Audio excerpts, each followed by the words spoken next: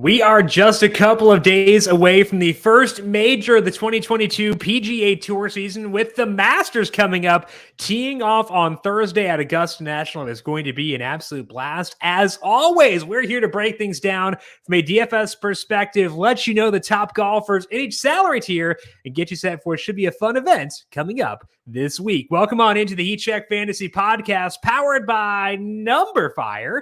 That's right here on the FanDuel Podcast Network and numberFire.com. My name is Jim Sanas. I am a senior writer and analyst for numberFire.com. Joined here, as always, by Brandon Gadula. He is the senior managing editor of numberFire.com. Brandon, it is Masters Week. How we doing? Great. That's it? Great. I mean, look, it's an elegant week. I don't need to be superfluous. I don't need to be verbose. It's just great. I hate this. Where do I press the button to reset the Brandon bot? Where can I where's the reset button here? I mean, do you want me to be my normal talkative self? Kinda, as weird as that may sound. I know that I bristle and don't listen to you ever, but that's true. I'm yearning. Maybe I'm learning. I yearn for abrasive Brandon. Yeah, abrasive. That's the first word that comes to mind as you push back on my brilliant takes and wonderful ideas. That's the first word I can think of. Well, all right. Well, I'll try this again. Ask me again. How are we doing, Brandon? Great. Your face said you were going to say more, and then you did. I know that was the joke. I know. This is a lot of nonsense for our Masters show too. I'm just very confused because we have Hideki as the winner last year. We love Hideki. Yes. You get to talk about Xander today. You love Xander. Yes. We get to talk about an amazing field, and yet, despite having a lot of our favorites being legitimate, actual people, are you saving your words for later on? Is that what this is? Yeah, maybe it was my way of saying hey, we got a lot to talk about. So maybe I keep this to a minimum because for these majors, I'm going to say this a lot. I'm cool with golfer A, and I'm cool with golfer B because it's the best of the best here this week. I mean, Jon Rahm versus Justin Thomas. Been having a lot of issues with that. For a while, I was saying, I'll just play Rahm in DFS because the salary of 12-1 on FanDuel is not that different from Justin Thomas at 11-9. But for a long while, their win odds were pretty separate, with Rahm at 9.5 to 1 on FanDuel Sportsbook, JT 14 to 1. Now Rahm's 13 to 1, JT 14 to 1 still. So that gap's narrowing. Would I rather bet Jon Rahm or stick with JT? A lot of that stuff. I mean, you can't really go wrong with a lot of the it's really hard. So for most of the show, it's going to be splitting hairs. There's not a whole, I know Rosa knows. So there's not a whole lot. There's just not a whole lot that separates these guys, and hopefully we find something. And we'll try to find something that helps separate them throughout the podcast for today. We'll give it a shot. We'll give it a shot. We'll break down key stats to know. We'll break down Augusta. We'll run through golfers who have done well at Augusta in the past, guys who are golfing well right now, and our favorite picks in each salary tier over on FanDuel.com. But first, sports fans, it is officially that time of the year. Best week of golf. If you hadn't heard, the Masters is coming up. Wow, shocker. Breaking news. It's Thursday. When it starts, FanDuel's giving you a chance to get in on the action with an exclusive sportsbook offer presenting the Augusta Winners Insurance. All you have to do is place a pre-live straight or outright winner bet on the 2022 Masters. If your golfer doesn't win, but finishes in the top 10, you'll receive a refund of free bets up to $25. Head over to FanDuel Sportsbook today and opt into the Augusta Winners Insurance offer for this year's Masters tournament. Must be 21 plus and in select states only. Refund issued as non-withdrawable free bets that expire in 7 days. Max refund $25. Restrictions apply. See terms at sportsbook.fanduel.com.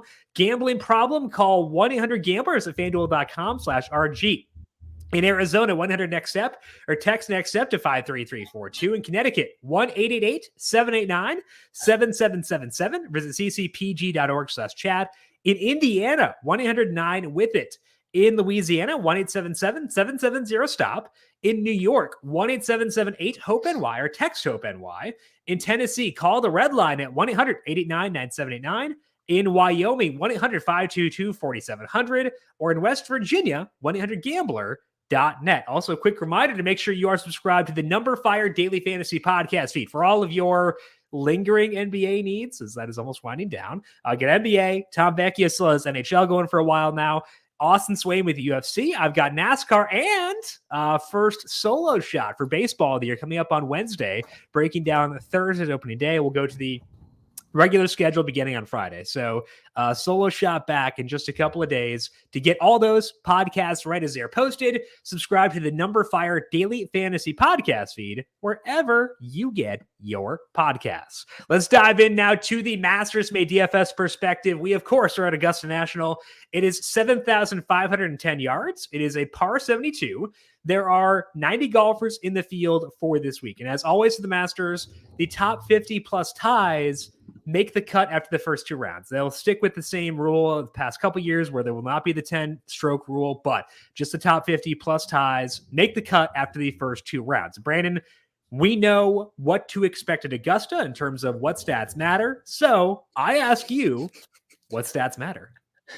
Yeah, even with no shot length data, or realistically, we're starting to get some strokes gain data from the Masters. Actually, Data Golf has 2021 strokes gain numbers on their site, so you can kind of check that out, although that's just sort of pieces to the puzzle, not necessarily going to be indicative of how golfers have fared long-term at Augusta. But what we're looking at is overall performance, basically. That's kind of what jumps out whenever it comes to pick the good golfers. Yeah, just pick the good guys. And I know that sounds dumb and a little dismissive, but it's the case. According to the research I did, which just basically used Fantasy National's time machines. So it's something they offer on fantasynational.com. You can look at stats leading into the past, Masters. Over the past 5, total strokes gained average over the past 50 rounds leading in explains about 50% of in-tournament scoring. So basically, if you just ranked guys who are golfing the best over the past 50 rounds, it's really not a bad place to start. So that is a key for all majors, just overall form for sure. The difference with this major versus the others is that it's obviously at the same course. And so we kind of learn the separation between something like distance and accuracy. And at Augusta, it's all about distance compared to accuracy. Accuracy alone isn't going to get you there. It explains about 3% of scoring in the tournament itself. Or I should clarify, your fairways gained leading into the tournament isn't going to explain a whole lot of how you score. It's basically useless. Whereas, again, that mark is 3% for fairways gained. It's about 37% for distance gained. So much stronger predictor. Strokes gained off the tee, though, is at 38%, so a little bit stronger than distance itself. So that's why I'm going to have strokes gained off the tee be my key stat off the tee rather than just distance, because you can be a little bit short and still contend. But if you're short, you got to be accurate. And you probably just don't want to be prohibitively short and errant. That's the worst combo, obviously, but it will basically disqualify you from contending. So when Patrick Reed's in contention, it's because the driver isn't failing him, totally. So strokes gained off the tee, number 1, strokes gained approach, very crucial at a second shot course like Augusta, and always important at any course. But this week, it's basically, I think I would feel pretty good ranking guys just based on ball striking, more than anything, more than really any other course. Along with that, though, I'm still factoring in around the green play to a lesser degree because it's, again, important. And it's a week where we can factor in course history. It's the most predictive course in terms of course history, according to Data Golf's numbers. So course history matters. And I know it sounds like target the best golfers, guys who are good with the driver, good with the irons, good with the wedges, and who have had success here. But that's basically what it comes down to at the Masters. And as you mentioned, 90 golfers in the field, you cut off about 10, 15 really non-competitive golfers. it's close to a no cut event, and so you really got to make sure your guys are getting through the cut. Tell So that you're to gonna my find Rory that, lineups from last year, Brandon. yeah. So you're gonna find that with a little bit more of a balanced approach this year. Mm-hmm. So I want to talk to you about the course history aspects. You mentioned that you do want to value course history and course knowledge, if we want to reword that a bit, like people who have been here before.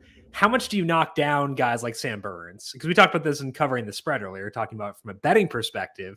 But DFS is different where you don't need an outright winner for them to be good. And Sam Burns, you're getting, because the odds are correlated to the salaries, you might be getting a discount because he's probably knocked his odds are lengthened as a result of the fact that he's a debutant, which means he's 10-4. Maybe if we get him without increased odds because of this, maybe he's like 10-6, 10-7, somewhere in there. So you're getting maybe a bit of a discount. How much do you knock down guys who, let's say first, have not played here before? So it's always a tricky question because you and I have had a pretty clear not reversal, I should say, but pretty clear stance, I'll say, on making sure that every golfer in our lineup we feel like can win. I know we had JJ Spawn win last week at the Valero Texas Open, so it really, I guess anyone has a chance to win, but at the Masters, not everyone has a chance to win, and also it hasn't been since 1979 where we've seen a first timer win. Again, as you said, we don't necessarily need the win, and it's not like Sam Burns is not allowed to win because he hasn't played here before. He has the game to contend here, so I'm bumping him down. It's basically for someone like Sam Burns, it's going to come down more to like a tiebreak situation, and I really have to have Sam Burns way above someone else similar to him. And unfortunately for him, right below him is Will Zalatoris and Daniel Berger. And I can make a much easier case for those guys who have at least played here. Zalatoris, obviously, with the runner-up last year. Berger missed the cut last year, hadn't played here since 2018 before that, but he's played the course, in a Masters setting. Zalatoris has. I think it's going to be a little bit tricky to go with Burns over those guys. Mm-hmm. But I'm not going to discount anyone from a DFS standpoint just because they haven't played here, but it is a bump down. So what about the guys who aren't in the same salary tier as Burrs? We have these alternatives, but like if you're bumping down to, we're talking about some guys who have lower salaries here, some guys who are not going to have as many key replacements there. Tom Hoge, $8,200. We got Taylor Gooch at 89. You've got some guys down there who are also debuting, but don't have salaries as prohibitive as someone like Sam Burns. You also got Luke List, who has not played here since 2005. So like he's not a debutante, but like kind of is. What about for them, for the lower salary guys? How much do you care about their lack of course knowledge in that salary range? Enough, because even though I'm not going to go super heavy on a low salary range, so you gave me like Tom Hoge as an example. Yeah. I can just probably, with so many superstars in the field, say I'm gonna find $300 in my salary to get up to Siwoo Kim, or $400 to get to Gary Woodland, or bump down to Cameron Champ at 79. This is Cameron Champ is a very specific type of golfer. He hits it really far. He actually putts really well from within 15 feet, which is really interesting. And he's finished well at Augusta. So yeah, I think it's still enough, even in that tier, where you can't just disregard it. Again, we're probably going to see one of the debutantes. We have kind of a good number of them: Sam Burns, Taylor Gooch, Seamus Power, Cameron Young, Tom Hoge, Harold Varner, Sepp Straka. A few. I mean, I'm not going to name all of them, but like those are names that you would look at and maybe say, okay, do I really like Tom Hoge that much more than Siwoo Kim, who's kind of been in contention here, as long as he doesn't shatter the putter again. But I mean, I don't think it's enough for me to like the gap over Hoge and Siwoo Kim, if it even exists, wouldn't be enough. So I'm basically using it as tiebreakers. That's not to say I absolutely don't use any of these guys. It's just historically, it's not the best process to load up on first timers. Okay, so we want to value course knowledge and course history. So let's talk about guys who have done well at Augusta in the past. Starting off with Jordan Spieth, 11.7 is the salary for Spieth. And we saw him last week, talked about him a bit there, but Spieth seems like he's someone who can do well at Augusta regardless of his form. So let's talk about Spieth, where he's at right now, what he's done at Augusta in the past, and how we should handle him at a pretty high salary for this week. Yeah, so last year Spieth was entering off of a win, and he was sort of rounding back into form. Last year, though, his salary was $10,900. This year, it's $11,700, so very different there. But a lot has changed since then. Spieth's strokes gained average entering last year's Masters was 5.6 over his 10 events leading in, and 9.7 over his past 5, according to Fantasy National. So, really strong marks there. This year, negative 0.0 or negative 0.5 and negative 0.7 respectively. That's basically to say that his form is not where it was last year by any means. His win odds though this year were 11-1 when I made this note. He's what, 14-1 now? I think so, yeah. Last year 13. So like, again, not a whole lot has changed in the betting market, but we've seen a huge increase in his DFS salary, and we've seen a big decrease in his actual form leading in. So that's a little bit of a concern. However, it's Spieth at Augusta, and we've seen him be relevant even during his downward trend because his form he has a really good game for this course. He debuted with a runner-up, then he won, and then he runner-up again, and kind of you can probably joke that he should have 3 wins already here, but third last year, 7 top 25s and 8 starts and 5 top 3s. It's wild. Spieth's current form, again, not necessarily ideal. He's a below average ball striker right now. I don't think you can really rule him out, cross him off, but it is hard for me to rank him above some other names in that salary tier. So what are your thoughts on Spieth for this week? I think it's exactly the way you ended that, where you were saying, okay, you can't rule him out, but we also do need to draw lines at a certain point because we can't use everyone. And we're talking about how you can justify every golfer in this field. You can justify Spieth because of the course history, because he popped at the Pebble Beach Pro-Am, which was not that long ago. We've seen upside out of him in the not terribly distant past, but I can get golfers in the salary tier where I'm not making concessions and I'm probably not dealing with that much popularity. So I feel like I can get a lot of what I'm trying to get out of Spieth without using Spieth specifically. So to me, that's why I'm okay not being there for this week. I wouldn't mind if he won because he's a fun guy to root for. So I'm okay rooting for him. But I think that when we're going through this process, we need to find guys we can not cross off, but not use, not include our player pool. And I think there are enough things with Spieth right now where I can say, okay, I see enough here where I'm okay missing out if he goes off because I can get the positives of Spieth without the negatives elsewhere in this tier. And I think that's kind of the way I'm going to approach it with him personally. You're on mute.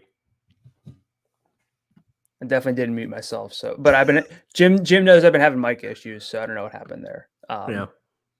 But StreamYard's doing the Lord's work here by muting you for me. Appreciate it. Shout out StreamYard. Oh, well, you have administrative access on this, so maybe I didn't mute you, but I would have, so I appreciate it. So if Spieth was 10-9 this year, I'd be intrigued. Yeah. But 11-7, that's kind of too much for me. Although last year we're talking about Spieth being, really hot, led the field tee to green. Again, Data Golf does have strokes gained for last year's Masters up on their site. But of the 54 golfers to make the cut, he was 53rd in strokes gained putting. So again, could have been really a 4th win for Spieth. It's scary to fade Spieth. Yeah, it is. I just don't think he's the best process play. We have Colin Morikawa right above him.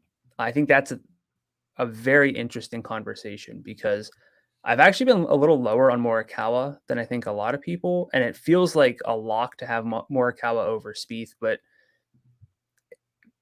I just say neither, honestly. So is it? I need to be picky this week, so we do and we have world number 1, Scottie Sheffler, right below Spieth. are those guys doing enough to get you away from Jon Rahm and Justin Thomas, or bumping down to Cam Smith, Xander, Brooks? Like, I don't think they're on par with Rahm and JT, and I think that they're the gap above the trio I just named probably not there either. So that's kind of my view on the top of the field, I guess, that I just shoehorned in here. The other portion of this discussion is roster construction, because there are some pretty lofty salaries in there. We'll talk about what that means later on, but let's talk about some lower salary guys first with good history at Augusta, starting off with Cory Connors, because back in 2019, Cory Connors had a monster run. He Monday qualified for the Valero, won the Valero, qualified for the Masters, finished 46th. So, debutante thing, whatever. But that's at the table for some really impressive outings for Connors at Augusta. He's finished 10th and 8th the past 2 years here. The 8th place last year during the spring came despite typical Cory Connors issues around the green. He was just nasty on approach. The around the green play has been getting better recently too. Maybe it's variance, maybe it's kind of fluky, but it's to the point where he has actually gained strokes around the green, or at least been positive slightly, in 5 of his past 6 measured events. This is Cory Connors we're talking about here. He finished 3rd at the WGC match play. That helps alleviate some concerns around some recent missed cuts. So he's $9,300, has good course history, has some decent form in his recent history, has very good ball striking. Talk me out of Cory Connors. I dare you. I would never. Never. Yeah, I mean, the issue with Connors always is the putter. Like, that's just, and somewhat the chipping. But ball striking is so much more predictive of success here than putting is, that this is one of the weeks where our historical process of just not caring at all about putting probably is, more you say viable. Historical to mean that it's in the past. It is not in the present. We have shifted gears since then. Yeah, but we put some emphasis on putting now, but putting, again, citing that, the past 5 years leading in, putting explains about 12% of in-tournament strokes gained total. Ball striking 43%. So if you just rank guys based on ball striking, you're probably off to a pretty good start. And that's good news for Cory Connors, because over the past year in my database, which accounts for field strength and recency, 95th percentile in this field in ball striking. The putter, not ideal, 19th percentile. But if you like, the putting isn't awful. It's not like Luke List or like Tony Finau level. It's just not like, I got to give some context. Poor Luke, just out here listening to a show, trying to hang out before the Masters, and he's catching strays. So, like, Connors isn't super long off the tee, but still a good ball striker regardless. Still gains strokes off the tee because he's so accurate and has at least some distance. He's not, at the bottom of the field. So I won't talk anyone out of Cory Connors this week. I think he is a fantastic play on FanDuel. He is getting buzz among the lower salary golfers over at Fanshare Sports. He's the one with the most tags. So be cognizant of that. But typically, you don't see a lot of chalk value plays. That's just not the way things work. It's typically a chalk upper salary guy. So keep that in mind with Connors. That could be one drawback. But outside of that, I see nothing to really scare me off too much. Let's talk about Justin Rose, $9,500. Rose, one of those guys who, when we talk about good overall golfers for a very long time, has been in that discussion. He's 95 here. What should we know about his history at Augusta? Yeah, so sometimes sometimes when I'm talking to people about golf, and they're talking about like their lineups or who they're thinking about playing at Augusta, they're like, well, Justin Rose always plays well at Augusta, that kind of stuff. And I'm like, so maybe that does factor in for a lot of people that wouldn't necessarily, I would think, to play Justin Rose just because of his form at Augusta. But in looking at him, I'll at least say there was a little bit more to Justin Rose at 9,500 than I thought. So I want to say that much. Jim's smirking at me. So I'm trying. I know like most people you talk to, and I was trying to figure out who this was. I'm just no, you don't know these people. Sure. These friends, they're off in the corner, just out of camera shot. Ha ha ha. I got a lot of friends. Yeah. I know how much you despise friends. You're not fooling me. I'm going to figure out who this is. I'm going to mute myself and I'll figure this out. Hey, maybe you'll get muted automatically. So who knows? But Justin Rose, not a name we talk about. Not a name we've talked about in probably quite some time. With the current form being what it is, there hasn't been a ton of reason to do that. But even last year, Rose finished 7th with great fairway through green stats. Prior to that, 23rd cut, 12th and 2nd over the past 5 years. So 3 top 12s in the past 5 years. That's pretty nice, all things considered. And while his current form isn't like classic Justin Rose, it's better than it was a year ago. 1.8 strokes gained per event over his past 5 compared to a minus 0.2. Again, when he finished 7th. It's also better than his form was entering the 2020 Masters when he finished 23rd. While distance helps here, it's not an absolute prerequisite so long as you do everything else well. And so Rose can still keep it going. He has been keeping it going. The form, while not popping, isn't as like bad and right offable as I thought. So anything for you with Justin Rose here? So I think that like it goes back to your discussion around we want 6 guys with a shot to win. The case you gave for Rose is a good floor case. Can you talk yourself into a ceiling? Because I can't. I want to know if you can. I mean, the argument against that is that he was 7th here last year. Yeah. I mean, he putted really well. He was kind of he wasn't bad tee to green. He putted really well, but again, he knows the course if he can.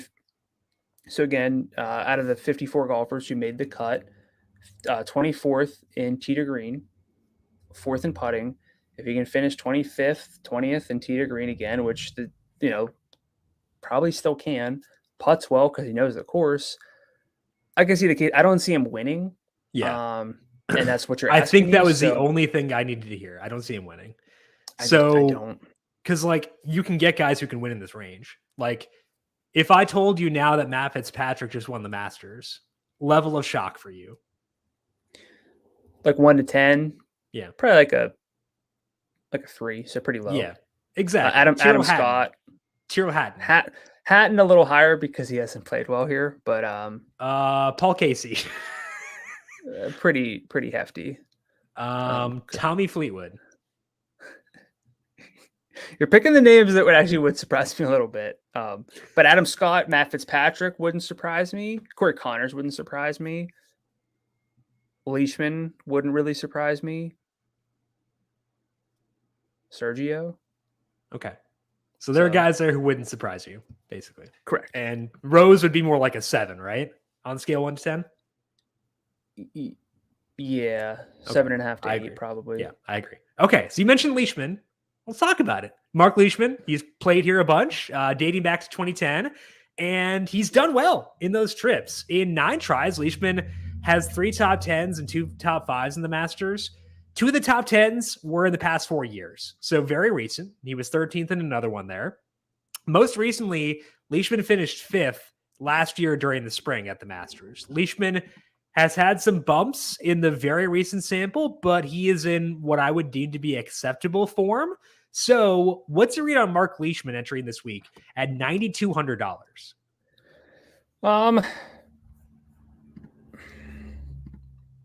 So this is where it starts to get a little bit tough because all of those names I said, for the most part, not very surprising that they would win. Mark Leishman wouldn't really surprise me if he won. Does he do enough to separate from anyone else? Not really. And does he kind of stack up to Cory Connors or maybe Sergio Garcia or Russell Henley at similar salaries? I wouldn't think so. Like, I can't say so. So I'd rather play Leishman than like Rose or probably Abe Answer or Fleetwood, especially Patrick Reed and Webb. So he'd probably be like 4th here behind Connors, Sergio, and Henley. Okay. Of Fitz?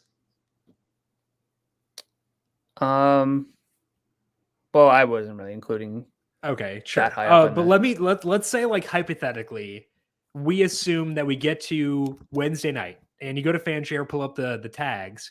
You see that Cory Connors is chalk. Yeah. Chalky Connors.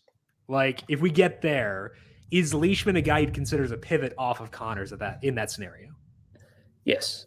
Okay. That's close enough for me where I would definitely take that. And you were going to ask if I had any final thoughts on this week at the end of the show. And I was going to say, feel free to pivot away from chalk because you're going to have options. So that's basically a perfect Unless example. the chalk is Cory Connors, right?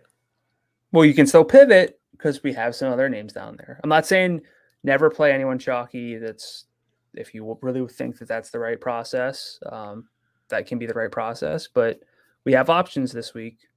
Leishman's one of them. Yep, I believe that he is as well. Okay, let's talk to some current form. Golfers who are entering with good form, and questionable if Scottie Sheffler qualifies as being in good form. 3 wins in the past 5 events. It's okay, I guess. He's 11-6. Talk me through Sheffler. I'll talk about DJ. Then we can talk about this upper range on FanDuel. Yeah, I mean, took over the world #1 spot. So I think it's probably safe to say that the form's good.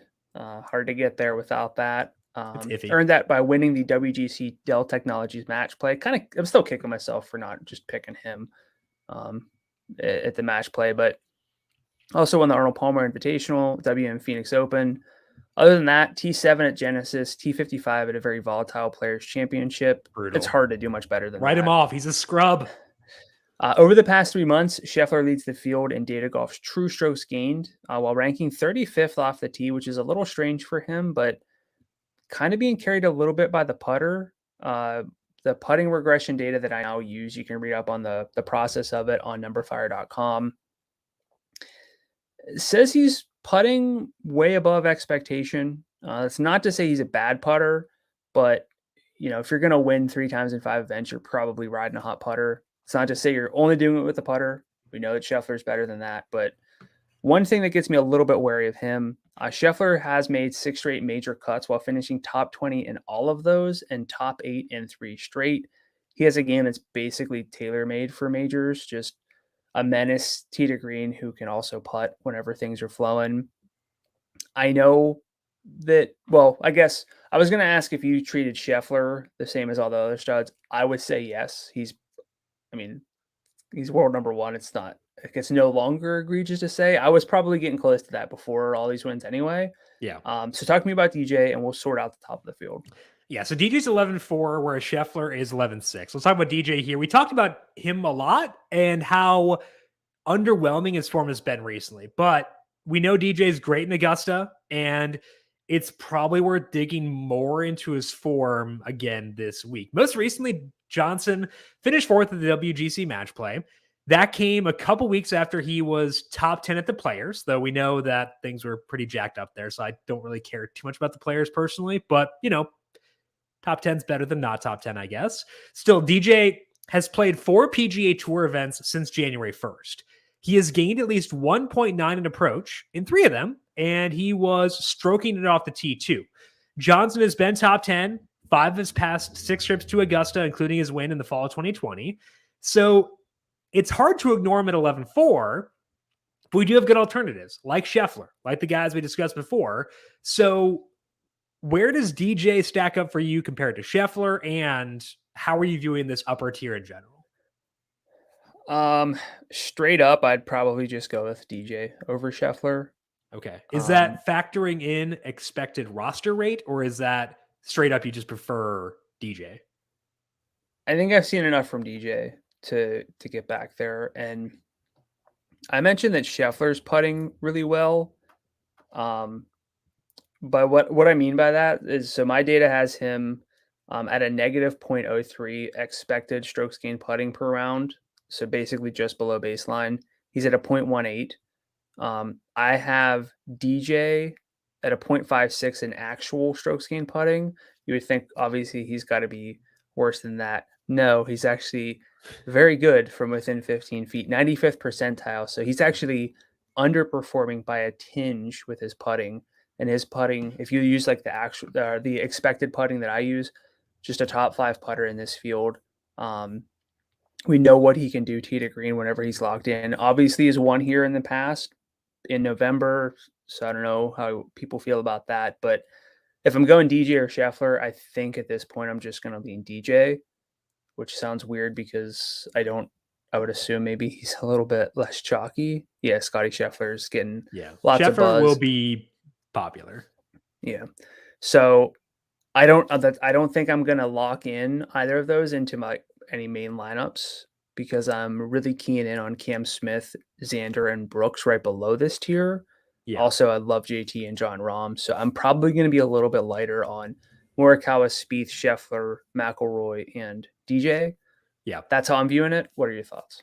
I think I'm in the same boat because of salary, because we'll talk more about this later on, but I really want to strive for balance this week because I think basically what I want to do is give myself more darts at potential winners. And I don't mean like, oh, I want everyone to have a chance. I want 4 guys to have a legit chance. Like that's kind of the way that I want to view things, like legit chance. And that's hard to do if I go, Jon Rahm plus, let's say, Sheffler. Rahm plus Sheffler puts me at 90-75 left. I'm probably not getting 2 legit winners in there. Whereas if I go Cam Smith at 11-2 plus Brooks at 10-9, that's 94-75 left. I can make that work.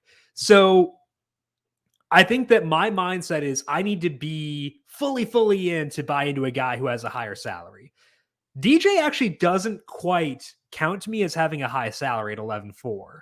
That's low enough, especially relative to Spieth, etc., that I kind of think he's not off the map. I would consider budging on Rory for a similar discussion. I prefer Cam Smith. Like baseline, Cam Smith will be above them. I think for a cash game, I go Cam Smith as my highest salary guy. But I will consider bumping up to Rory and DJ because 11-5, 11-4 is not actually that bad, given that I think they've got legit win odds, maybe worth a tiny bit less than the bottom end. So I think to me, the area I want to live is optimally 11-2 and lower, but I'll budge up to 11-4, 11-5 at times as well. Yeah, and with Cam Smith at 11-2, understandably getting a lot of buzz. Yeah. If we get a buzzy Cam Smith and a buzzy Scottie Sheffler, while the field isn't huge, so like all these numbers are going to be inflated from a normal like full field event. If we get a lot of popularity on those two specifically, we'll probably still see a lot on either Jon Rahm or JT, or if you just combine them because they're sort of the 2 standout favorites. And with Cam Smith being the tied for second in win odds at 14-1, but the salary being low, I think those 3 alone will, or those 4 alone will eat up a lot of popularity, leaving a lot of options just to pivot. I think that's going to be Xander, Brooks, possibly Morikawa. I think he's always a little bit more popular than I would put him just because of how I view Morikawa. I love him, but if the putter's not there, then it's hard to win. Same for JT, but JT's tee to green game better. So I think basically to answer your question is if you even asked me a question, you said Cam Smith at 11-2 is a great starting point. I think like Xander or Brooks at 11,000, 10-9, great starting point as well. So that honestly might be where I end up so I can get as many realistic winners as I can into my lineup. Yeah, I think if I were to deem it something, I'd say like we'll call them pivot prospects, guys where I think there's a possibility they go a bit lower roster than they should be. I would say Brooks on that list, DJ kind of on that list. So probably get some because he's DJ. But like if both Sheffler and Cam Smith are popular, the guys between them can't be that popular. Like that's just kind of how, you can only have rostered so many guys. So DJ's a pivot prospect. Brooks, I think Patrick Cantlay is on that list as guys who might go more overlooked than they should. He's got weird history here, but like, whatever. I would say those are the guys. Rory as well are the guys I'm looking to as like, I want to keep tabs on their buzz this week. And if they aren't going to be nearly as high as other guys, I'm very okay pivoting because I've seen enough to feel good about them. So I think that's the list I'm looking at there is guys keeping a close tab on. as we get closer to Thursday. Let's move now to some other guys with lower salaries with good current form. Starting with Billy Horschel. Horschel is $9,000. What are you seeing with him recently? Yeah, he's a really interesting case this week because the form is there. He's ripped off 5 straight top 16 finishes in events that he finished. He withdrew from the Players. Horschel notably T2 at the Arnold Palmer Invitational, T6 at the WM Phoenix Open, and the irons are actually partially what's carrying him, which is very interesting because it's not typically Billy Horschel's game. He has struggled historically at Augusta since last year. T50, T38, T56 missed cut in his past 4. It's hard if everything's not clicking and you don't have the distance off the tee, which he really doesn't. It's hard to contend. So he's got to have everything else locked in to make up for what he's losing off the tee. That distance is not going to be there all of a sudden. He's got to be super accurate, put it everywhere he wants, and hit the irons well and get up and down whenever he misses. So it's a narrow path for these guys who aren't long to contend. Horschel has the all-around game to do it. Initially, I will say, I was more drawn to Horschel, but the lack of a form at Augusta does scare me a bit because, again, it's just, if you're not going to be able to gain a lot of strokes off the tee, everything else, your room for error just is so small. So I think while I was initially drawn to Horschel, the prospect of, and this is probably like akin to the Justin Rose conversation too, if he finishes T50 or T40 at 9,000, that's not enough. You need more than that. So it's not moving the needle for DFS. I think for me, I'm kind of out on Horschel after all, despite the good form. So any thoughts on Billy Horschel for this week? So I agree with you broadly. The one pitch I would give in favor of Horschel is this is the best form he has had entering the Masters ever. If you go to Fantasy National, look at their then versus now form analysis, his previous best, most recent 5 events heading into a Masters was back in 2016. He was at 3.3 strokes gained per event in his previous 5. He's at 8.1 now. In his previous 6, he was at 0.6 versus 4.3 now. So much better form now, but that was his previous best. He finished 17th in that one. So when he was golfing well entering the Masters most recently, he did come through pretty well with a 17th place finish. The question is 17th his ceiling? And I think that's kind of what you were getting at, where like, we need to make sure we have that juice. And like, I think the other reason to discuss that here is because, again, we actually have really good options in that range. Russell Henley is $9,000. Henley, I think, has better upside than he hasn't played here since 2018, I don't think. So it's been a bit, but like he's played here. He's not like totally new to this course. You've got guys down there who do have upside. So I think there is a case for Horschel, and I'm not opposed, but I think that you're right to question the ceiling because of the distance issues that you discussed. Yeah, and ultimately, with Henley specifically, at the same salary, it's going to be hard for me to lock in Billy Horschel too often. I like Sergio Garcia as well. Probably somebody who's not going to get that much talk. Hasn't really played well here since his win. So I'd probably go Sergio. Well, Sergio versus Horschel is tight for me, but Henley for sure over Billy for this week. Yeah, I think I'd be there too. Okay, let's move up a bit to $9,500. Talk about Tyrone Hatton, who you dismissed earlier. I'll try to give you the pitch in favor of Hatton here. He has a lot of high-end finishes recently that make him worth discussing at 95. If we go back to the Hero World Challenge, so starting there, Hatton has played 8 events. He has been top 10 in 5 of those 8 with no finishes worse than 28th. Hatton has been putting his brains out, though. That's the one issue. Kind of scary, but he's been very good on the greens. The tee to green play has been fine, and bent grass is his worst surface. So those are the downsides. But it's a long sample of him performing well, even against tough fields. So are you selling Hatton's success because it's been driven by putting, or does the low salary help alleviate those concerns for you? It's not like I'm totally out on Hatton. It's just that I have a hard time putting him above some other names in that range, especially with Cory Connors being there. Again, just from a process standpoint, not necessarily trying to factor in popularity with this conversation, but I would go Connors over Hatton and also Adam Scott and Matt Fitzpatrick over Hatton. Because for Fitzpatrick, the short game can be just as good as Hatton's, and the irons are really good too right now. For Fitz, Adam Scott, phenomenal putter right now, has distance, great irons, long term. Cory Connors, we know his strengths are ball striking. So it's not like I'm out on Hatton, especially if you give me like a Casey versus Hatton, it's going to be Hatton. Rose versus Hatton, it's going to be Hatton. Fleetwood or Hatton. Hatton. Answer Hatton. Hatton. So like, it's not that I'm not in on him. It's just he's at least third in that specific salary tier. So it sounds like you would take an Adam Scott versus Tyrrell Hatton head to head, correct? Scott over Hatton. Yeah. Yeah. Okay, I'll do that. I'll take the Hatton side there. I think it's just because it's not because I'm higher on Hatton than what you said. I think I'm just a bit lower on Scott personally. Why? Feel like it? Want to party? I don't know. Deal with it. I could see that. So I think that's the main disconnect, but I agree with you. Like Hatton's not the top guy in that tier. There's some other guys I like more, specifically because I'm wary that the putting holds up. I just like him more than Scott. That's the one difference I would see there personally. You said in this tier, I thought you were going to say Tyrrell Hatton. Ha. Boo.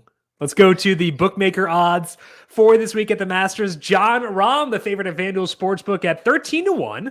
Very long number for Rahm. Kind of interesting. But then we got Cam Smith and Justin Thomas, both right on his heels at 14-1. Scottie Sheffler and Dustin Johnson, 16-1.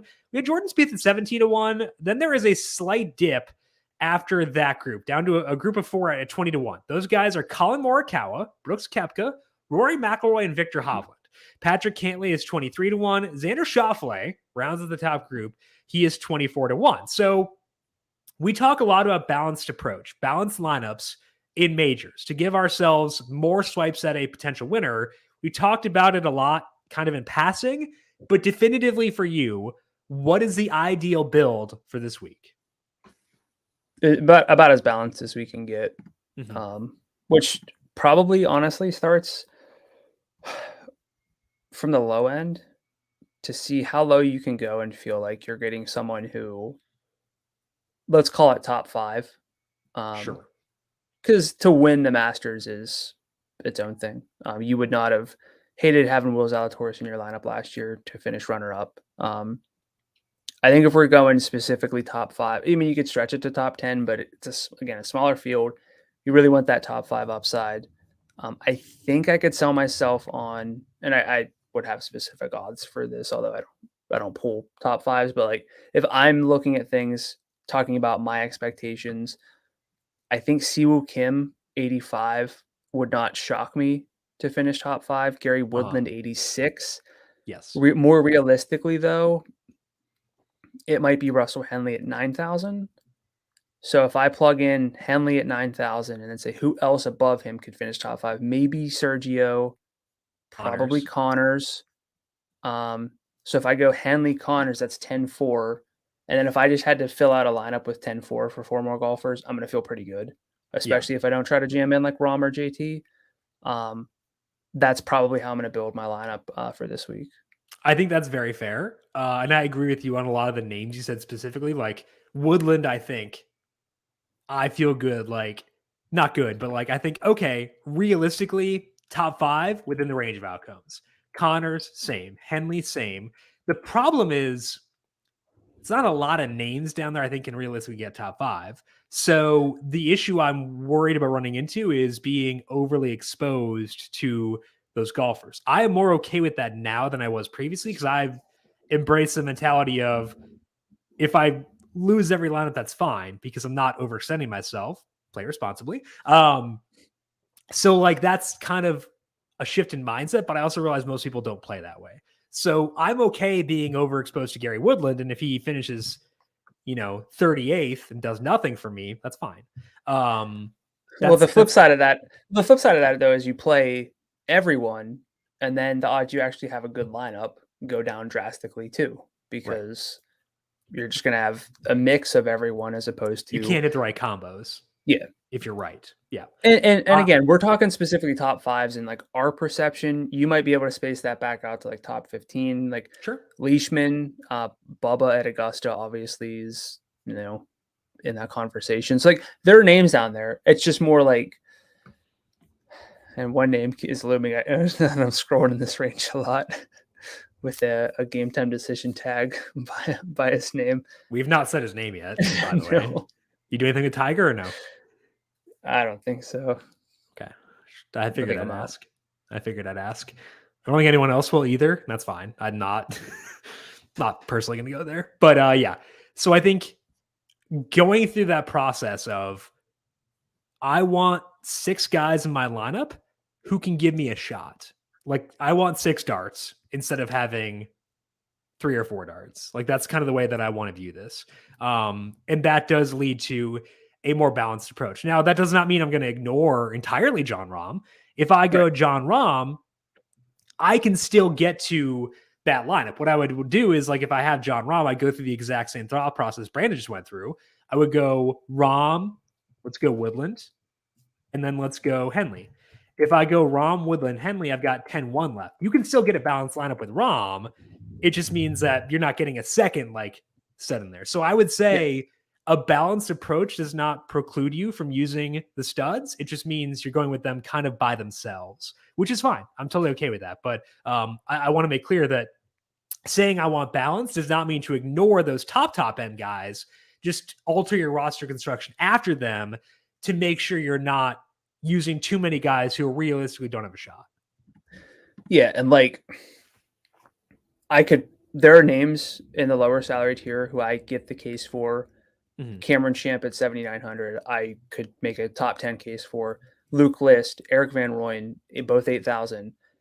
What we're basically saying and where we're settling is it's not the right week to play Cam Champ, Luke List, and Eric Van Rooyen to have 12,033 left and just play like Rahm, JT, and Rory or whoever else up there you want to play. Luke List has been coming here since 2005.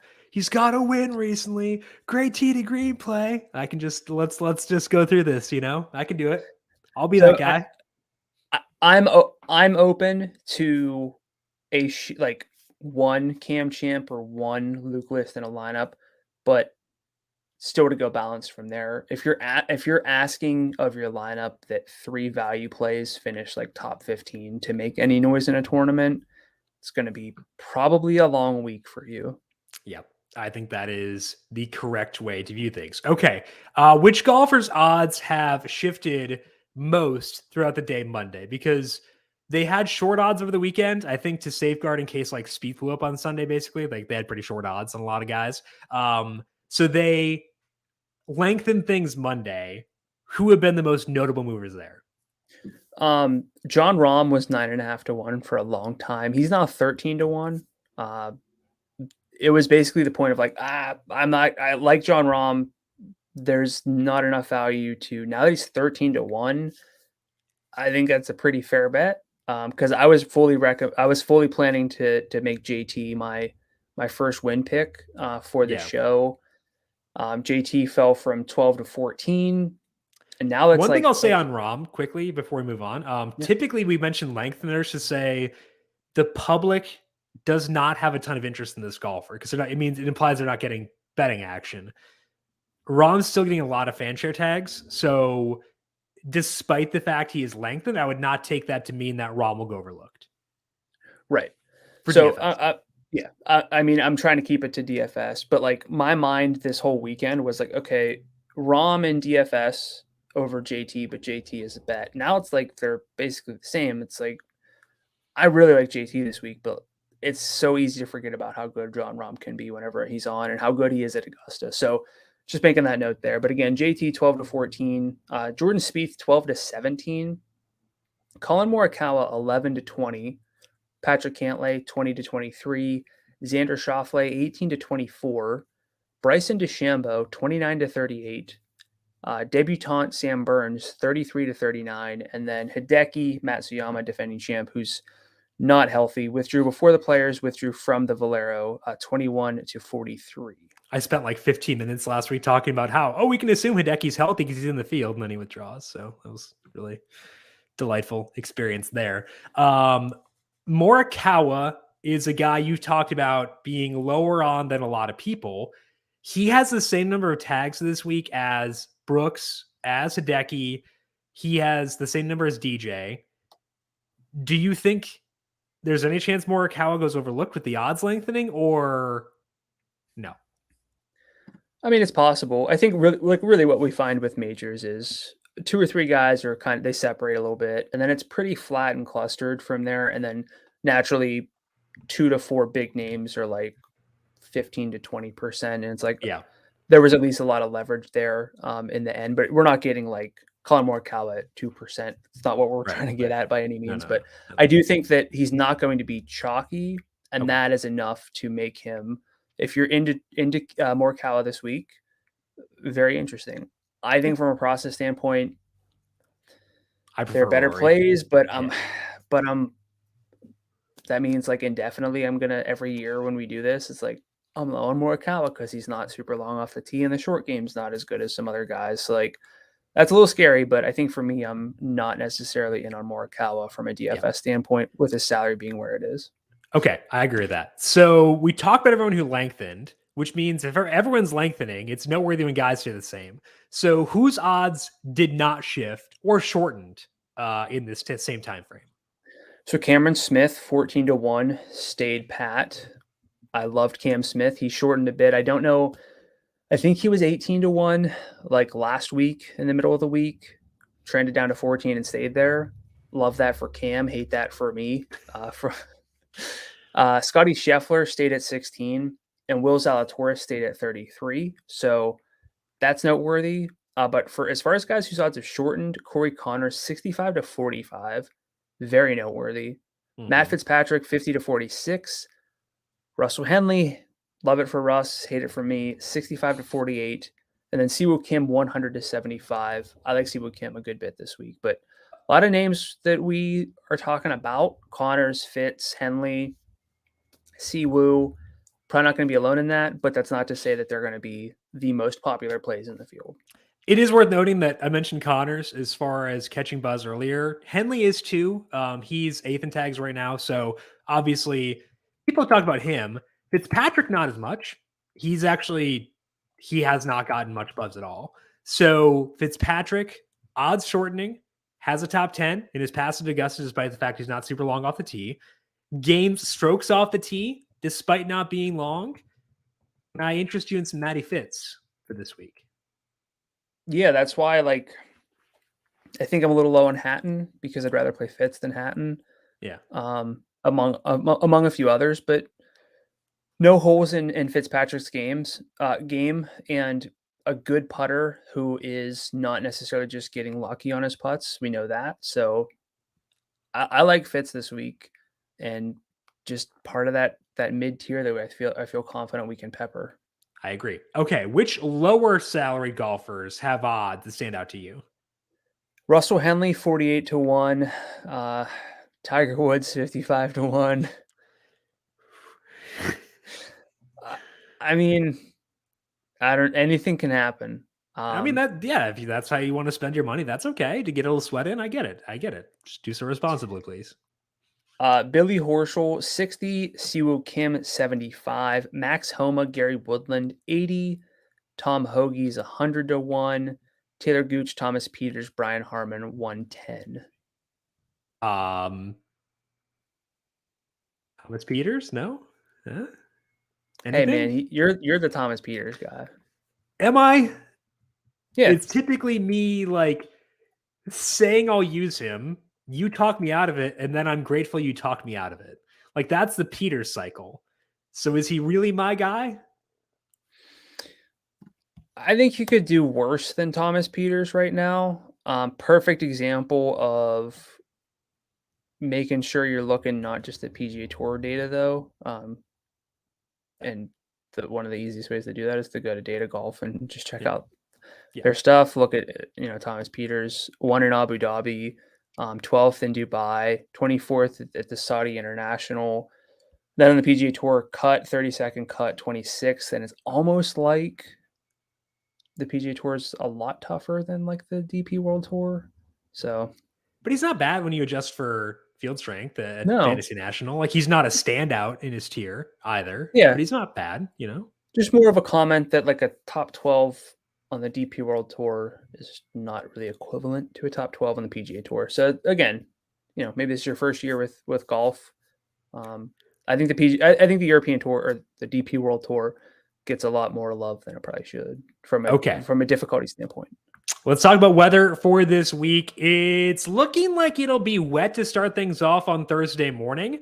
The rain odds decrease around 8 or 9 a.m., but they'll likely be playing on a pretty damp track early Thursday.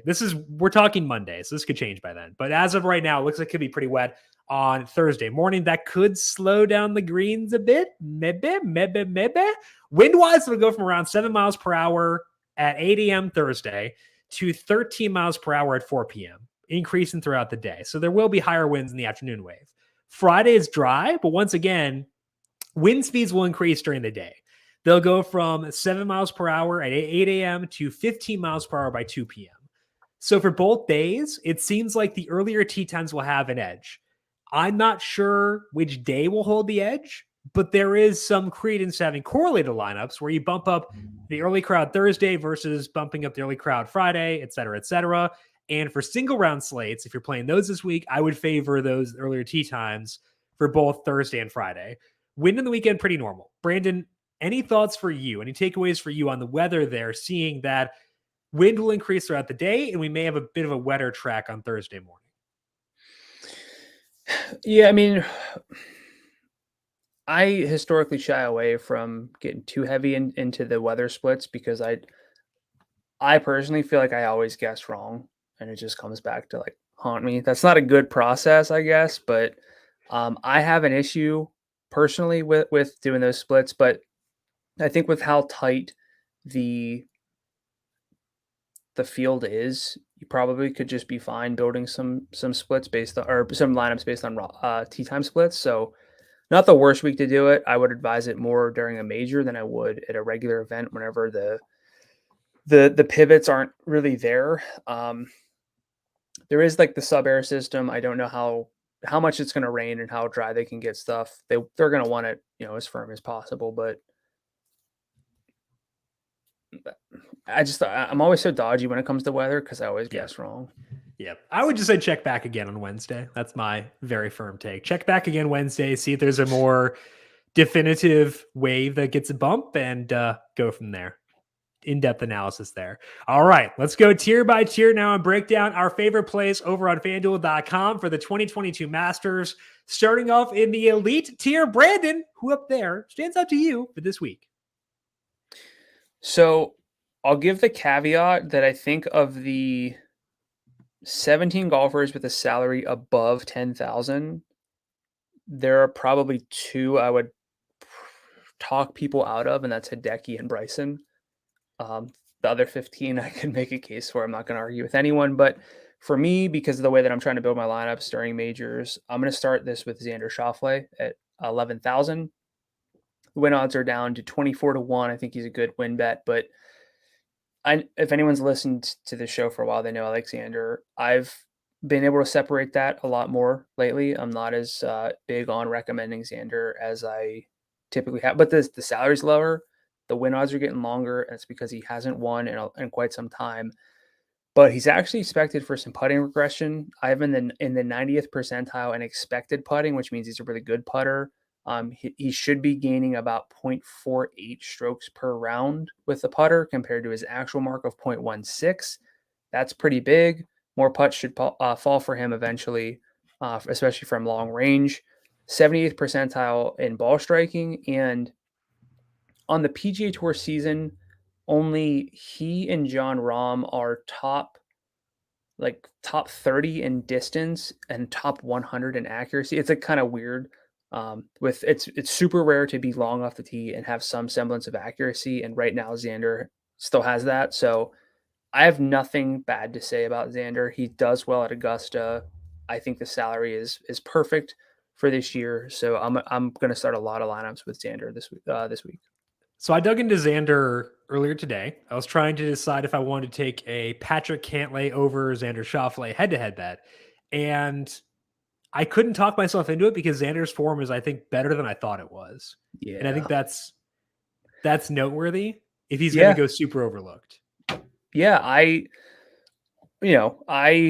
do some content for Golf Digest where I give out some fades. And I, over the past few, weeks that Xander's been playing, I'm like, probably time to fade Xander because, Sure. he doesn't win. Haha. But like, then I look at his form and I'm like, it's really good. And nobody really seems to notice. And he's such a good putter. Good. Yeah. Yeah. So like, basically Xander went from being like the silent stats hero to being, considered just as likely to win as a lot of superstars and didn't win. And now we're starting to see that finally lengthen. So I like Xander at 11,000 and I also love him as an outright bet. Yeah. I didn't expect to like him. I still would rather have like Brooks Koepka than him, but I'm higher on Xander than I thought I'd be. In DFS? No, for DFS. Yeah. So I'm not going to go against Brooks. So we'll talk about him later on. But let's talk about Cam Smith as my first high salary guy, because I mentioned I would start a cash game lineup with Cam Smith. Let's discuss why. He's not long off the tee, but that has not hurt him in the past at Augusta. He has played here 5 times. Smith has 3 top 10s and 2 top 5s. One of those was a runner-up back in the fall of 2020. Smith obviously won the Players despite losing strokes off the tee because he putted, like, just was unconscious on the greens. But he also gained 6.7 on approach, and he ranks 9th there the past 50 rounds. So it wasn't just the crazy long putts. He was also gaining approach, and like, also he's a good putter. Like, that's not a huge shock that he was doing what he was doing. I like the balanced approach he gets me at 11-2 while still getting the access to a lot of win equity. I think that Smith is undersalaried, and I want to hunt out undersalaried guys in cash games. Smith is that. So in our head-to-head, I'll use Cam Smith against you. What are your thoughts on him for cash games first and then for tournaments? Love him for cash games. Fully transparent. My top, well, I have 4 picks in what I would call like the best of the best here. Up on numberFire, it's John Rahm, Cam Smith, Xander, and someone else we'll talk about in a second. So he's definitely in that conversation. I have nothing against Cam Smith. To anchor lineups, the only real thing you can point to for Cam at this course is doesn't gain strokes off the tee very often. 23rd percentile in my database over the past year, but that has not prohibited him from playing Augusta National well. So I'm in on Cam Smith. And I know you're playing him against me. He might also be in my lineup. Yeah, I think that makes a lot of sense. Okay, you mentioned another guy in this tier who you like. Who is it and why? Brooks Koepka, because it's a major. So that's, but Brooks, I mean, like, yeah, that's fair analysis though. I mean, like last year he was not healthy, and it showed, and he's getting healthier, and we're starting to actually see him play better at non-majors. 3rd at the WM Phoenix Open, T16 at Honda, T12 at Valspar, T5 at the Dell Technologies Match Play, 33rd or better in his 5 made cuts at Augusta, 3 top 12s. He can play well here. He's long off the tee still. The irons are trending up. Pretty strong putter. I don't know what else you want. I want nothing else because he's my second player pick as well. And I think that, like, we can worry about the form. You can do that. But let's go back to 2019. That is where Brooks finished second, finished runner-up in the Masters. His previous 5 events, he had been 24th, 27th, second, missed cut, 56th. So he had 1 second in there. But outside of that, no finish is better than 24th. He finished second there. He was at 1.5 strokes gained per event. In his previous 5 events, he's at 3 now. Previous 5 here, just in the PGA Tour, not counting the WGC Match Play or elsewhere. 3rd, miscut, 16th, miscut, 12th. You're not using Brooks for floor, using him for ceiling, and he's shown his ceiling. So I see no reason not to love Brooks. I would expect sentiment to trend up on him as the week goes along. So although Brooks is middling from a buzz perspective right now, I think that'll trend up. And I'd expect him to get some popularity, but I'm okay with that. So I think that Brooks Koepka, really good play for this week. One other guy I'd mention is Patrick Cantlay at 10-7. I did initially have him here, but then I was like, okay, I can't pass up Brooks. I think Cantlay is intriguing too. So if you get worried about Brooks being too buzzy, too popular, I think Cantlay's a fine pivot, and I would be okay going there. And in addition to Xander, I think he's also in that same discussion. So Cantlay, Schauffele, the potential pivots here, as if you get wary of Brooks being too popular. So Cantlay rates out better than expected, or better than his win odds based on my model, because he's still really good. I think from a floor standpoint, I'm okay with that. But one name that I think is really getting overlooked here is, and they're all getting overlooked if we're not really, really focusing on them, because that's how the majors work. Viktor Hovland, really low in fan share tags. I have nothing against Hovland aside from the fact that his around the green play is really bad. But if he could fake that, if he could just hit greens, he's due for some putting regression. We know his ball striking is as good as anyone's, 99th percentile.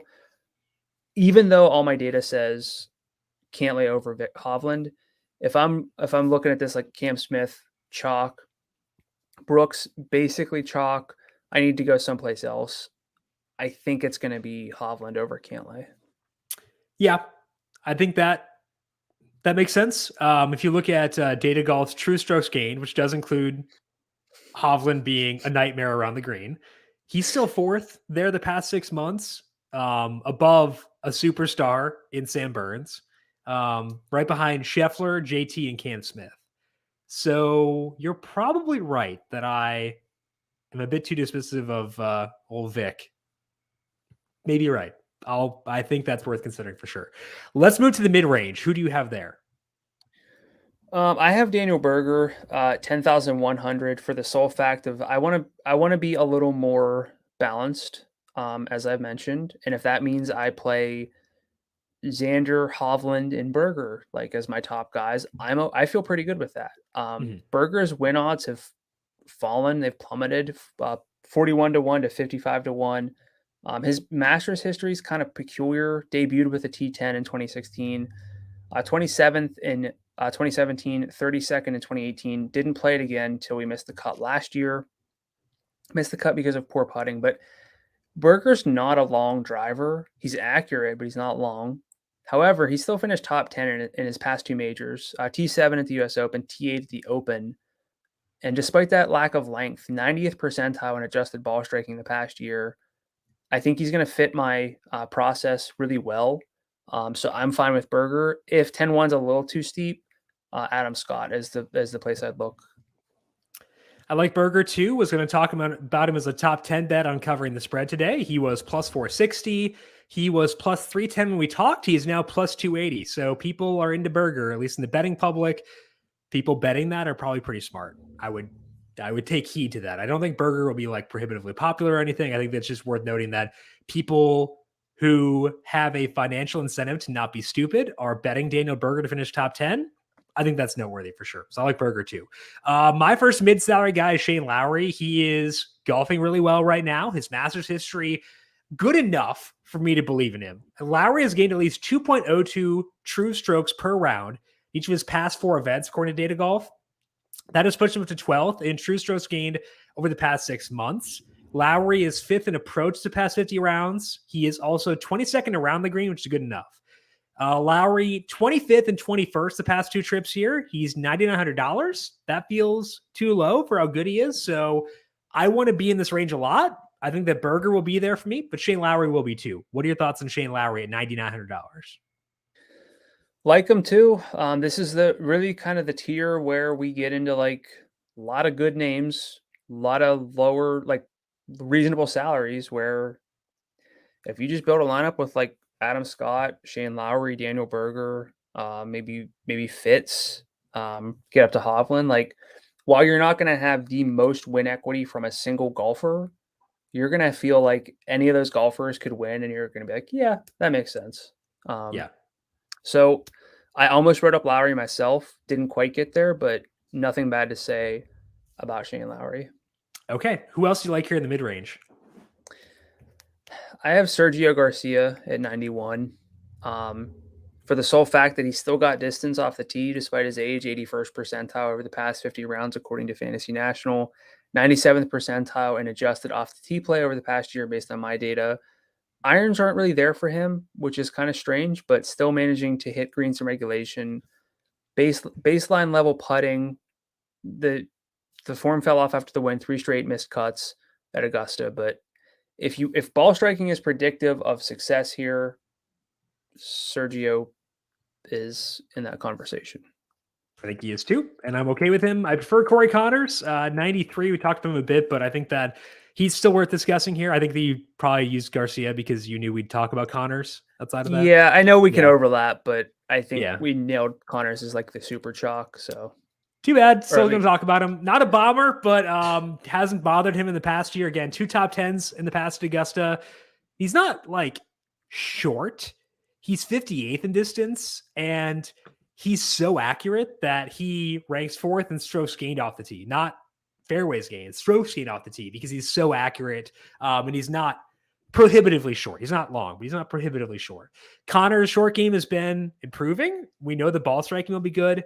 $9,300 seems too low for someone with his blend of form and course history. So I talked about how in a cash game, I just want to use dudes who are under salaried. I think that Connors is one of the first guys I turn to there. So to me, Cam Smith, Cory Connors, 2 cash gamey, lockish type guys for me. Let's go to the value tier. Who do you have there? I have Russell Henley. I think Henley and Connors probably the best plays below 95 pretty easily. I liked Russell Henley.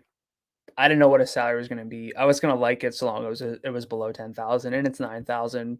Again, his win odds have shortened from 65 to 48 to 1. 86th percentile in adjusted tee to green play the past year. 97th percentile adjusted irons. Hasn't played Augusta since 2018, but has 4 top 31s, 2 top 15s, and 5 tries. Just a great process play. Anything can happen, but I think that if you're trying to find undersalaried golfers, Russell Henley's one of them. I am slowly building my head-to-head against you, one by one. Henley will be in there because, again, I just want guys who I think are undersalaried, and Henley fits that. If you go Cam Smith, Cory Connors, Russell Henley, you got 10, 1, 6, 7 left. Pretty sweet. I have Henley as my top low-salaried guy. I initially had Taylor Gooch, and I'm a little bit worried because he is a debutante. The reason that I was initially okay with overlooking that is he's so freaking good in a lot of important areas. He's not going to gain strokes off the tee. That's a concern. But he's more likely to gain distance than he is to gain fairways. So maybe he benefits from Augusta being not super penal on guys who aren't going to make the fairways. He has more distance than he has accuracy. Really good approach play. He's pretty good around the green as well. So although Taylor Gooch is a debutante, and I can knock him down quite a bit for that, although he's not going to gain strokes off the tee, and I should knock him down for that, I still have some draw towards him. I think this is more so for tournaments than for cash games. For cash games, just go Henley. Just don't worry about it. And I'm not going to go, I probably won't go below Henley for a cash game. But for tournaments, I still have interest in Taylor Gooch. I don't think it's the best process play, but it's I don't know. I think I'm going to go there at times. It's one of those gut-based things. Gut-based things don't typically go well, but here we are anyway. Do you have any thoughts on Taylor Gooch? Basically everything you just said for the past 3 minutes on Taylor Gooch, where there's a lot to like. There's a lot to be a little bit worried about with the off the tee play and the fact that he hasn't played here. And that's enough for me to prioritize Henley, obviously, Gary Woodland, Billy Horschel, and the guy I'm about to talk about, Siwoo Kim. Talk about Siwoo Kim then, because don't need to sell me too much on him. Yeah, broke the putter here last year when he was in contention in the second round, and finished 12th. But for a 4th straight made cut at Augusta, 3rd top 25, plays well here. Recent stats are there: 74th percentile adjusted strokes gained off the tee, and this is a key stat that it's kind of hard to talk about in with a lot of seriousness because it makes up such a small portion of stats and your strokes gained. But 71st percentile around the green play, really good, kind of balanced across the board, tee to green, and I like that at this course. And that's probably why he finishes well here. Yeah, I think that Siwoo Kim is very much in play. The guy I like a little bit more than him down here, though, is Gary Woodland. Woodland is 86. He's got some giddy up off the tee. He ranks 9th in distance the past 50 rounds. Also 32nd in approach and 24th in bent grass putting. Woodland finished 5th at the Honda Classic and the Arnold Palmer. He was aided by putting there, so that's worth noting. But he was 21st at the Valspar because of really good iron play. Woodland's history at Augusta is underwhelming. No finish is better than 24th, but his form now is better than it has been since 2019, and he finished 32nd that year, so he was fine. But I think that Woodland does enough for me at 86. I think the history at Augusta is enough where I don't need to like obsess over him, and I'd rather go keep Henley as being my floor for a cash game. But for tournaments, I'm okay with some Woodland for sure. What about you? What are your thoughts on Gary Woodland? Love Gary. Almost put him above Siwoo Kim, but just stuck with Siwoo Kim because you already had Gary Woodland on the note sheet. It's basically coin flip there between them. But again, you talked about the distance, major winner, and he kind of fell off basically after winning the U.S. Open. But there's understandably classic Gary Woodland sort of back, which is long off the tee, good irons, good putting. And I think that's it's a very good case to make for Augusta. Okay, let's finish up here with our win picks for the Masters based on the current odds over at FanDuel Sportsbook. I will let you go first because I have not decided and have no strong takes as of yet outside of one person. That's going to be Brooks, right? 20-1 at FanDuel Sportsbook. So that's my top pick as well. Okay, so we both have Brooks. We can do three. We can do three if we want this week. We can give out 3, but only 2 will count for the podcast. How about that? Okay, then, I have picks multiple places that people could see. But for this show, I would go Brooks at 20 and Xander at 24. Then I'll go Cantlay at 23 as my second one. We'll basically have the same odds here. Cantlay, I just think he's golfing well. And if I'm going to, prioritize good golfers, I think that he grades out well there. Outside of that, honestly, not a ton. I think those are the ones that stand out most to me are those 2 guys, Brooks and Cantlay, but I think that's kind of where I'm at. Any other guys you want to mention just in fun, but we'll count those 2 as being for the podcast? Yeah. Again, I've been really struggling with JT because I anticipated Jon Rahm to be 9.5 or like 10. Now that he's about the same as JT, I think I'd probably take your pick between Rahm and JT if you're really betting a favorite, but those 2 stand out to me as the favorites, even though I love Cam Smith, but if given roughly the same odds with those 3, I'm going to go Cam Smith last. Daniel Berger, 55, Russell Henley, 48, Adam Scott, 60 would be like the longer shots I would be cool with. And I'm really not going to go past that because it's the Masters and probably going to see someone 60-1 or shorter. Yeah. Don the green jacket. So I have to do 3 outright bets tomorrow for our betting social segment. And I might not recommend a guy with odds that are different than 20-1 or 23-1 because I could justify Capka, Rory, Vic, and Cantlay. I think all 4 of those guys are actually really intriguing, and and Xander too at 24-1. So I could justify any of those. I might just pick 3 guys from a hat out of that range. Honestly, I think that's a good range to live in for this week. Yeah, if you could build your DFS lineup out of those guys, you'd feel great. You could build a betting card out of that and feel great as well.